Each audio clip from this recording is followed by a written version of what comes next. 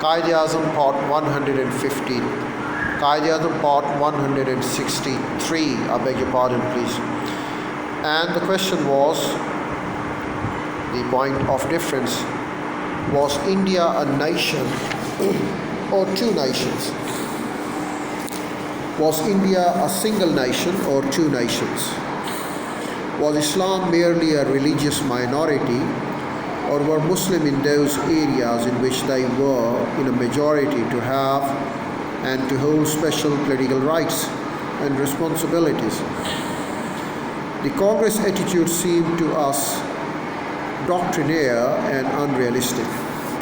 They held stubbornly to their one nation theory, which we know to be historically insupportable.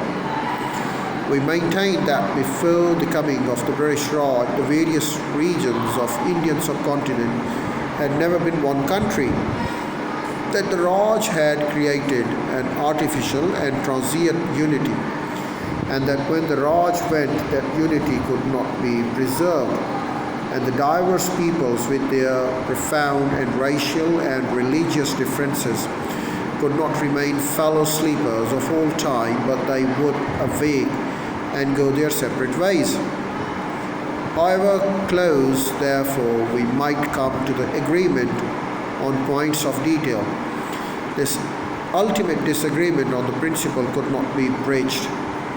He adds, the Mahatma sought to impose the first fundamental condition, that the Muslims should, before they asked for any guarantee for themselves, accept Congress interpretation of Swaraj, self-government, as their goal, to which Mr. Jinnah very rightly answered that since Mahatma was not imposing this condition on other Hindu members of the various delegations attending the round table, why should he impose Muslims with such a condition?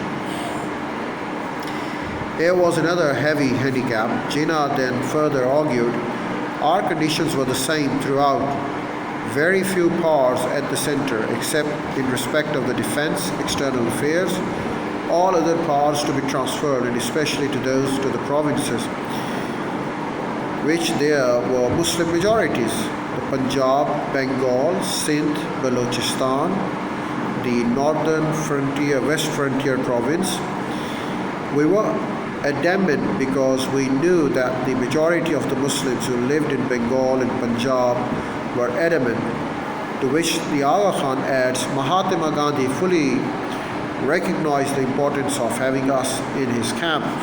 Who knows, perhaps he might have seen his way to accept our viewpoint, but Pandit Malaviya and Hindu Mahasabha exerted great pressure against us, deploying arguments based on the abstract political doctrines and the principle which, as the partition of 1947 proved, were totally unrelated to the realities of India.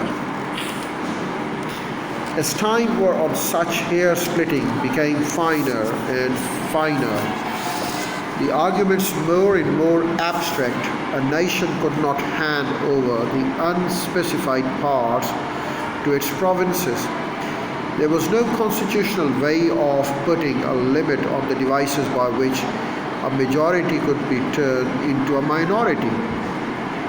Fascinating academic issues, but with little or no connection with the real facts or figures of Indian life. If Begum Shahnawaz, representative of the Second Round Table Conference, and the daughter of Sir Muhammad Shafi, is to be relied upon, in her recollection of the events she records, it's Begum Shahnawaz, it's a recollection by Begum Shahnawaz, who was a representative of the Second Round Table Conference, and she says, there was a time when the Muslims and the liberals had agreed amongst themselves for a settlement did indeed seem possible. Shafi had ordered sweets and drinks, and the Muslims delegates had assembled in the Aga Khan's rooms at the Ritz Hotel to celebrate the occasion, but the party failed to start. For Gandhi, who had gone to secure the agreement of Sikhs and Hindu Mahasabha, came back without it. He said upon return, "Gentlemen, I am sorry to report that I have failed in my effort for the settlement. The Sikh and the Mahasabha are not prepared to accept the terms proposed by us."